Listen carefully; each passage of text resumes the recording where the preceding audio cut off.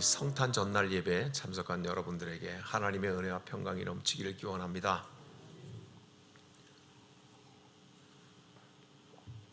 매년 성탄을 기다리는 대림절에 우리가 임박하여서 두 가지의 주제를 매년마다 생각합니다. 첫 번째는 낮은 곳을 향한 자유. 예수께서 말구유에 오신 것이 표적이라고 하였는데 하나님이 인간, 그것도 가장 낮은 곳에 오신 그 자유, 우리는 낮은 곳으로 가는 걸 거절하고 불편해하고 높은 곳으로만 살아가려고 애쓰는데 우리의 구원자 예수는 낮은 곳으로 오시는데 우리는 높은 곳으로만 가려고 하는 것에 대해서 한번 지난 주일에 생각했습니다. 두 번째의 주제는 자기 권리를 다 쓰지 않는다는 것입니다. 1년에 한 번씩 들어야 되는 윌리 얘기가 있습니다. 어느 주일학교에서 주일학교 학생들이 성탄절 날에 발표를 하죠. 우리도 오늘 오후 2시에 성탄 축하 공연을 주일학교가 정말 열심히 준비를 했더군요. 합니다. 빠지지 않는 게 예수님이 말구유에 태어나신 그 장면을 연극을 하는 것이죠. 주일학교 아이들이 연극을 하는데 배역을 다 맡았습니다. 누구는 마리아, 누구는 요셉. 그래서 똑똑한 아이들, 잘 암기력이 뛰어난 아이들은 대사가 많은 역할을 맡고 주인공을 맡았고 각각 다 위치를 맡았습니다. 그런데 발달지체가 있는 아이 하나, 이 아이의 이름이 윌리예요.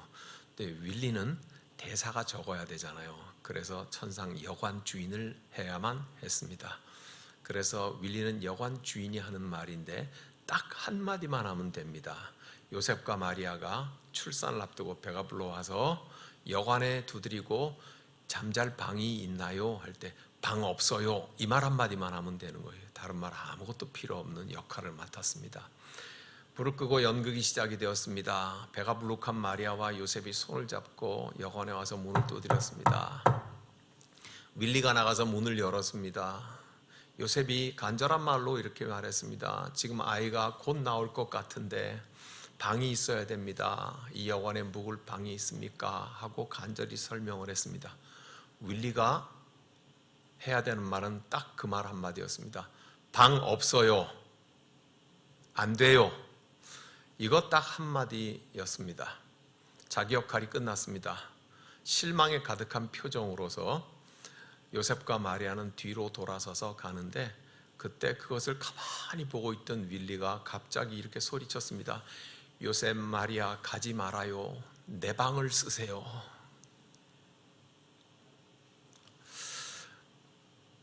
모두가 다 기억하는 얘기죠. 그런데 윌리가 해야 되는 말은 한마디였는데 그 뒤에 한마디를 더 덧붙임으로써 모두 듣는 부모들은 웃음이 팍 터졌지만 그러나 조금 뒤에는 모두가 다 잠잠하게 생각을 하는 거죠. 윌리는 결국 두 개의 말을 했습니다. 이 두 개의 말은 이런 것입니다. 첫 번째 말은 현실의 언어예요. 사람의 말이죠. 두 번째 말은 하늘로부터의 언어인 거예요. 은혜의 언어인 거죠. 사람의 언어일 수는 없어요. 방이 없어요 하고 엄격하게 거절하는 것은 그것은 현실의 언어인 거예요. 그러나 뒤돌아가는 글을 보면서 마리아, 요셉 가지 말아요. 내 방이 있어요. 내 방을 쓰세요 하는 것은 그것은 하늘로부터 사용된 언어였어요. 저와 여러분들은 이렇게 언제나 현실과 은혜 사이에서 살아갑니다. 우리는 이 윌리가 자기가 써야 될 방, 자기의 권리를 다 사용하지 않기로 작정하는 것을 듣습니다. 처음에는 어리석어 보이고 우스꽝스러워 보여 웃지만 그러나 자기 권리를 다 사용하지 않겠다고 하는 이 하늘의 언어에 대하여서 우리는 깊이 생각을 하게 됩니다. 조금 모자란 것 같지만 그러나 성경은 위대한 사람이라고 한 다윗의 사무엘상 기록을 우리가 앞부분에서 그래서 봤습니다. 사울왕은 다윗을 죽이려고 쫓아다녔습니다. 그리고는 다윗을 죽이려고 군대를 동원해서 벌판 가운데 진을 치고 있는 한밤중에 다윗의 군사 중에 하나인 아비새를 데리고 그 적진의 한가운데로 들어가서 깊이 골아떨어져 있는 사울 왕과 모든 사람을 만납니다. 마지막 12절에서 여호와께서 그들을 깊이 잠들게 하셨으므로 그들이 다 잠들어 있었다. 이런 상황 속에 다윗은 한가운데 사울 왕의 침실 안에 들어갑니다. 그것을 우리가 읽은 7절에 다윗과 아비새가 밤에 그 백성에게 나아가 본즉 사울이 진영 가운데 누워 자고 창은 머리곁 땅에 꽂혀 있고 아브넬과 백성들은 그를 둘러 누웠는지라. 골아떨어진 사울과 그리고 사울을 지켜야 하는 군사들마저도 완전히 골아떨어져서 있는 그 한가운데 도착을 했습니다. 모든 상황은 모든 것이 가능했습니다. 예, 다윗이 원통하게 쫓겨다니는 삶을 일순간에 해결할 수 있는 순간이었습니다. 완전히 다 열려있는 그런 상황이었습니다. 그리고 이 상황을 아비새가 이렇게 설명을 합니다. 아비새가 다윗에게 이르되 하나님이 오늘 당신의 원수를 당신의 손에 넘기셨나이다.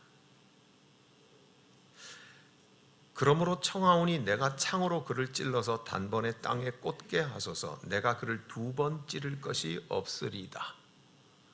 창을 들어서 잠자는 사울 왕의 염통을 한 번만 딱 찍으면 끝나는 것이니 그렇게 합시다.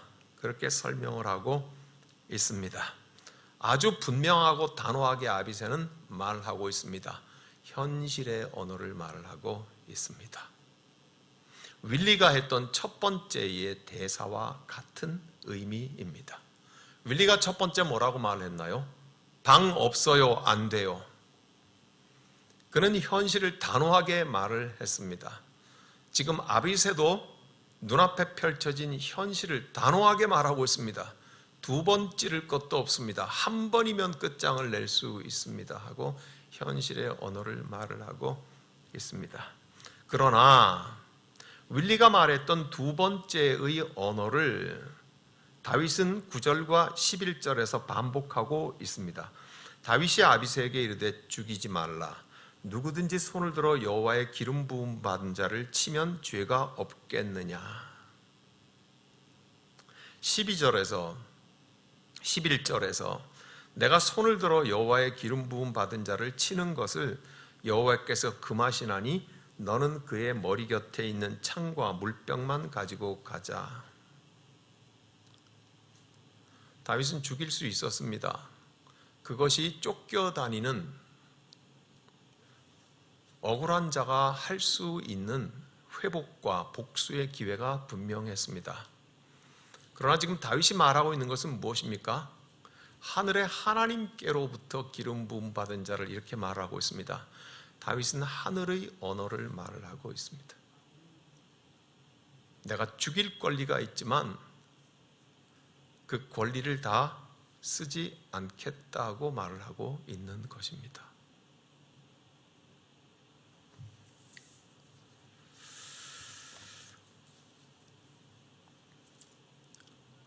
삼손을 생각합니다.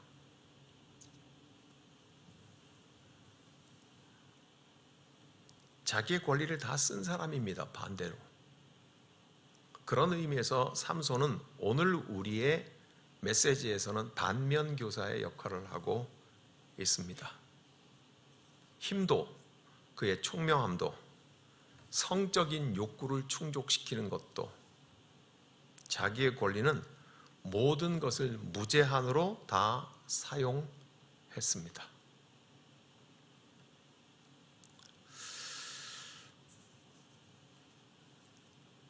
그래서 제가 기분 나빠서 삼손을 오늘 본문에서 뺐습니다.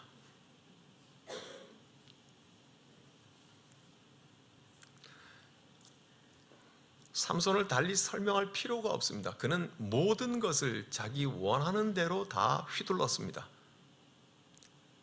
그는 모든 자기의 권리를 다 과분하도록 넘치도록 과잉 확장해서 자기를 충족시켜가며 살았습니다. 예, 그럴 수 있는 능력도 있었고, 그럴 수 있는 지식도 있었고, 총명함도 있었고, 멋지고 늠름한 육체도 있었는 것이 틀림없습니다. 하지만 그의 마지막에 결국 그것이 진정한 힘이 아니었다고 하는 것을 우리에게 분명하게 보여주고 있습니다. 사랑하는 여러분, 오늘 우리의 주인공은 사실 마태복음의 예수님의 아버지인 요셉입니다. 그리고 마태복음과 누가복음 두 군데에서 예수님의 탄생 기록이 자세하게 나와 있는데, 거기 누가복음에는 예수의 어머니인 마리아도 나오는데, 이 두 분이 오늘 우리의 주인공입니다. 마태복음 1장 18절을 이렇게 시작했습니다. 예수 그리스도의 나심은 이러하니라. 그의 어머니 마리아가 요셉과 약혼하고 동거하기 전에 성령으로 잉태된 것이 나타났더니, 이 이상한 임신에 대하여서 성경이 말을 하고 있습니다. 19절에는 다 같이 한번 읽을까요? 그의 남편 요셉은 의로운 사람이라 그를 드러내지 아니하고 가만히 끊고자 했다. 네, 우리가 잘 알다시피 율법에 의하면은 약혼을 했는데 자기 남편이 아닌 자와 임신을 한 여인은 형벌을 받아야 되겠죠. 파혼 정도가 아니라 애워싸고 돌로 목숨을 빼앗아 버리도록 치는 것이, 그것이 율법입니다. 그러니까 마리아는 돌에 맞아 죽어야 될 것입니다. 요셉은 그것을 드러내고 말할 수 있는, 억울함을 말할 수 있는 권한이 있는 사람이지요. 그런데 그의 남편 요셉은 의로운 사람이라 그를 드러내지 아니하고 가만히 끊고자 했다고 말하고 있습니다. 드러내지 않고 가만히 끊기로 작정한 것, 요셉은 자기의 권리를 다 쓰지 않기로 작정했다는 것입니다. 그런데 자기의 권리를 다 쓰지 않기로 작정한 것을 그 앞에 뭐라고 말을 하고 있습니까? 요셉은 의로운 사람이라. 여러분, 이 시대에 의로운 게 뭡니까? 우리가 생각하는 의로움과 세상이 생각하는 그 의로움이 뭡니까? 국회의원의 의로움은 뭔가요? 대통령의 의로움은 뭘까요? 평택시장과 도지사의 의로움은 뭘까요? 판사, 검사의 의로움은 뭘까요? 경찰의 의로움은 뭐겠습니까? 돈이 많이 가진 재벌의 의로움은 무엇일까요? 매우 상징적인 오늘 이 시대의 지도자들에 대해서 많이 가진 사람, 돈이든 권력이든 지식이든 많이 가진 사람들을 말을 했지만, 그것은 사실 저와 여러분들이기도 합니다. 여러분의 의로움은 뭔가요? 가정주부의 의로움은 뭔가요? 권사의 의로움은 뭘까요? 장로의 의로움은 뭔가요? 국민의 의로움은 뭔가요?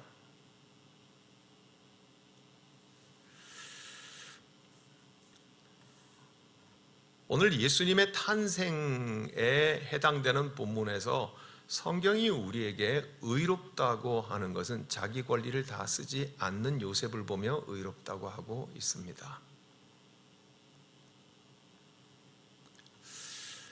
성경은 중요한 대목에서 마치 스쳐 지나가듯이 우리의 주목을 끌지 않는 방식으로 기록될 때가 얼마나 많은지 모릅니다.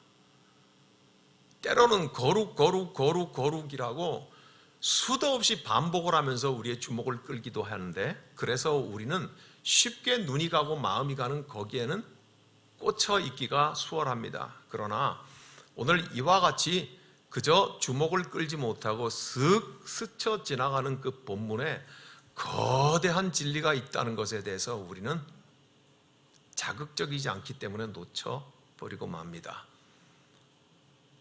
그 대표적인 본문이 이와 같은 것인데, 읽으면서도 우리는 수없이 읽으면서도 그랬을 것입니다. 좀 착하네, 요셉이. 그렇게 하고 지나갔을 것인데, 오늘 요셉은 자기 생애의 굉장한 위기의 상황 속에서 자기 아닌 채로 임신한 자기의 약혼녀를 드러내지 아니하고 가만히 끊고자 함으로써 자기의 풀 파워를 다 쓰지 않았다. 자기의 분노가 머리끝까지 차올라서 자기의 속이 뒤집어져서 이 분노를 맨날 맺히려고 내가 품게 있다. 지금 우리 대표적인 말이 뭐예요? 내 눈에 흙이 들어가기 전까지는 나는 이거 뭐 이런 분노를 나는 이걸 풀지 않을 거야. 나는 이거를 1년은 가지고 있을 거야. 나는 이거를 앞으로 사랑하는 여러분, 주먹질하는 것만 자기 권리를 다 쓰는 게 아니고 돈 자랑하는 것만 자기 권리를 다 쓰는 게 아니고 마음에 그렇게 옹골차게 잘못 묶여 있는 것도 자기 권리를 다 쓰는 것입니다. 바깥으로만 자기 권리를 다 쓰는 것이 아니라 우리의 내면의 세계에도 자기 권리를 다 쓰기 때문에 부부싸움하고 한 달 동안 말도 안 했다고 하는 것도 그와 같은 것입니다. 이것이 결코 작은 것이 아닙니다. 그래서 오늘 성경은 말하기를 예수의 아버지 요셉이 자기의 권리를 다 사용하지 않는 것, 그것이 의로움이다. 성경에 기록되어 있는 의로움이니까 그것은 하나님의 의로움의 속성이라는 말이겠죠. 닮았다는 말이겠죠. 그래서 성경은 말하기를 분을 내도 해가 지도록 분을 품지 말라고 하는 말은 그와 같은 것입니다. 네가 사용할 수 있는 모든 권리를 다 내지르는 것, 그것은 불의다 그 말이다. 의롭지 않음이다 그 말입니다. 그래서 네가 사용할 수 있는 권리를 다 쓰지 않는 것, 그것이 의로움이라고 말을 하고 있는 것입니다. 요셉은 그렇게 해서 주의 현몽을 받고 마리아를 데려와서 자기의 아내로 삼습니다. 구약 성경에는 호세아가 이와 같은 역할을 합니다. 툭하면 가출해서 심지어 다른 남자와 살아버리는 자기의 아내를 하나님께서는 곡식을 가져가서 값을 치르고 데려오라고 말씀하십니다. 하나님 앞에서 자기의 권리를 다 쓰지 않기로 작정한 호세아는 가서 고멜을 그렇게 해서 다시 되사오기도 합니다. 성경은 흐름 속에서 하나님의 의로움이 무엇인지, 저와 여러분은 죄인입니다. 하나님께서 우리를 쥐어 박으셔도 할 말 없는 죄인들입니다. 그런데 독생자 예수 그리스도를 우리를 위해 죽이시고 그 생명으로 우리를 구원하셨습니다. 하나님은 우리에게 진노하셔서, 즉 하나님의 권리를 다 행사하셔도 우리는 입이 10개라도 할 말 없는 존재입니다. 하나님은 자기의 권리를 다 쓰지 않기로 작정하시고 독생자를 보내셨다는 것입니다. 이제 왜 요셉이 자기 권리를 다 쓰지 않는 것이 의로움이라고 표현하셨던가 하는 것을 우리는 조금 이해할 수가 있습니다. 누가복음에는 아내가 되는 마리아에게 천사가 나타나 네가 임신했다고 말을 합니다. 내가 남자를 알지 못하는데 어떻게 아이를 가질 수 있냐고 말을 하고, 하나님께는 능치 못함이 없다고 말씀을 들으며 누가복음 1장 38절에 마리아는 즉각 이렇게 말합니다. 주의 여종이니 말씀대로 저에게 이루어지기를 바랍니다. 예.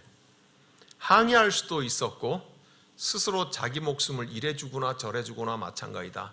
사람들에게 발각되어서 드러나서 수치스럽게 돌 맞아 죽는 거나 내 스스로 목숨을 끊는 거나 마찬가지다 하는 그 심각한 지경까지 여겨있습니다. 근데 마리아의 이 위기가 우리에게는 별로 그렇게 와닿지 않는 게, 텔레비만 틀면은 혼전 임신부터 시작을 해가지고 불륜 임신부터 시작을 해갖고 드라마마다 전부 다 출생의 비밀 아니에요, 그죠? 사실은 내가 네 아버지다.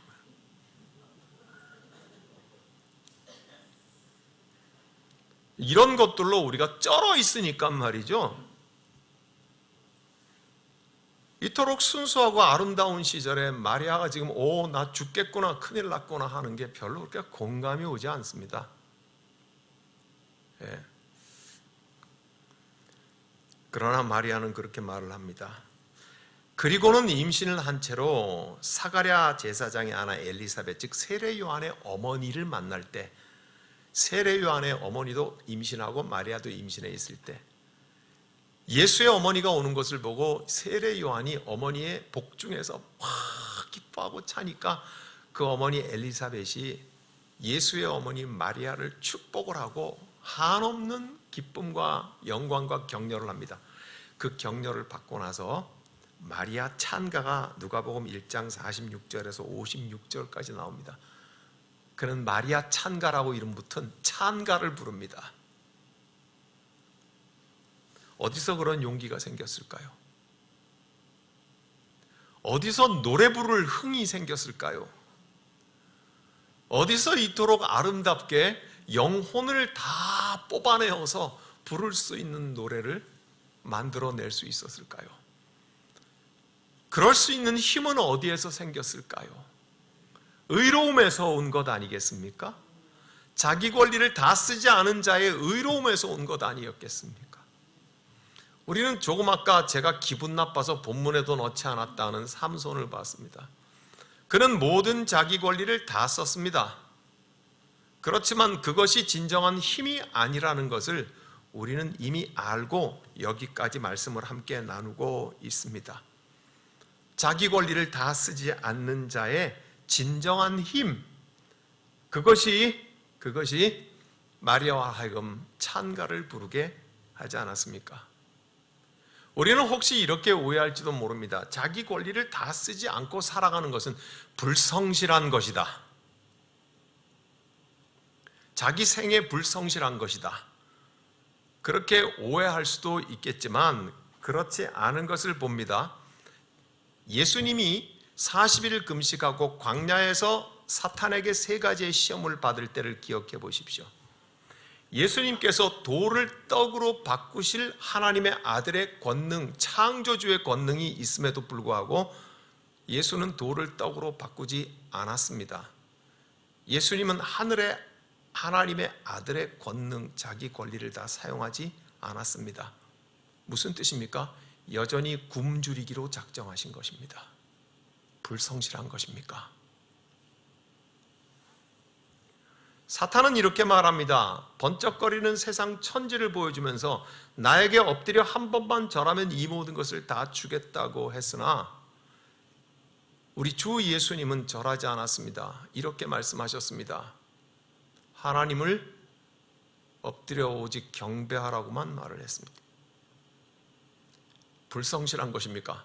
모든 세상의 재물을 다 얻을 수 있는 찬스 앞에서 40일 동안 쫄쫄 굶주려 가지고 눈에 보이는 것이 없는 헛것이 보이기 시작한 그 사람으로서는 얻을 수 있는 기회를 제 발로 차버린 불성실한 것입니까?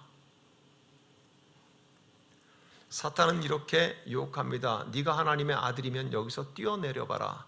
하나님이 너를 받아주실 거야, 다치지 않게.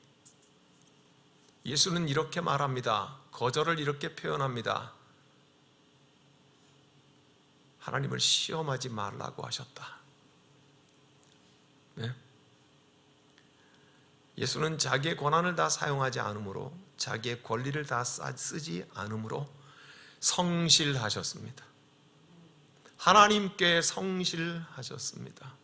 오늘 이 시대를 살아가는 저와 여러분들 모두가 다 이 세상에 성실하려고, 사람들 모두가 다 예수는 낮은 곳을 향해 오셨는데 우리는 높은 곳을 가는 그 일에 성실하려고 치열하게 성실하고 과열되게 성실하고 과잉되게 자기를 확장시켜 나가면서 견디지 못하고 피로해 합니다. 그래서 죽도록 일하다가 죽어버리고 맙니다. 진짜로.